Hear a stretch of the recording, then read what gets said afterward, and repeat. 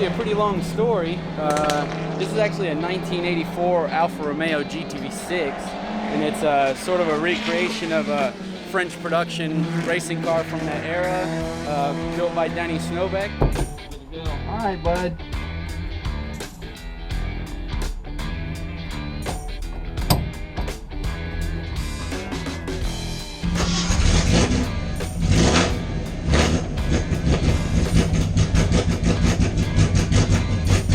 Actually like a father-son project, so my brothers and I and my dad built this car in our garage over the last year. It was a total car, it was a street car, and we bought it off Bring a Trailer, actually, out of Alabama, and went and picked it up. And it was actually supposed to be a parts car, so I was gonna dismantle it and have a bunch of parts cataloged on the shelf for other street GTV6s to survive, and jacked it up the day we got it and sort of noticed it had a bunch of aftermarket trick pieces already, some braided lines and springs and rotors, which are pretty rare to find Alfa aftermarket pieces in America. So I figured, let's see if the engine starts. It had been smashed in and the snout was wiped off pretty good. So, but by the end of the night, we heard some spark out of it and thought we would build like a Champ Endurance Lemons car, and that only lasted for so long. You end up putting one or two nice parts in it, and then it's not a Lemons car anymore. So we decided to go vintage racing with it, and for almost the last year we've been doing just that.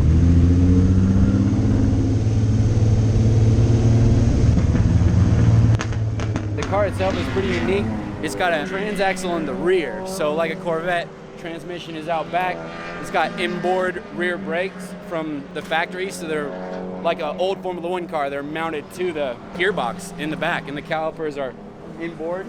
It's kind of cool too because it's got two flywheels at either end of a prop shaft that spins all the time. So even at idle and neutral, it's got mechanical moving parts outside the engine. We did build it on scale, so it has like perfect 50-50 weight distribution within, I think, 5 pounds on the corners. So that really makes it, for a really fun experience.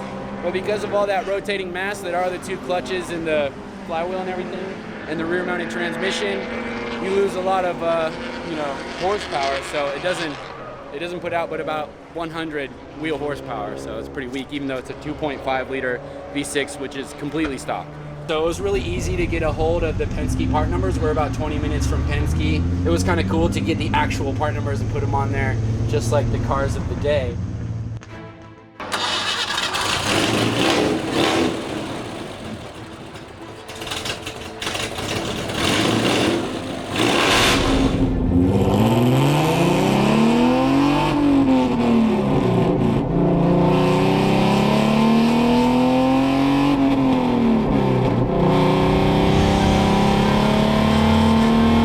I try to incorporate as many American-made parts as I could to make it easy to find stuff off the shelf, since you can't buy anything for an Alfa Romeo GTV6. So the front coilover is based off like a '67 Camaro.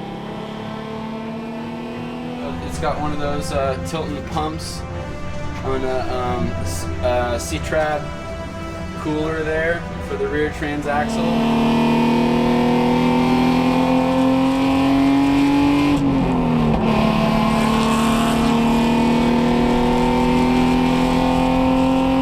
This has been one of our best days with the car. It just feels so great. I mean, it's been really fun, the whole crowd and stuff, and we've had wonderful weather.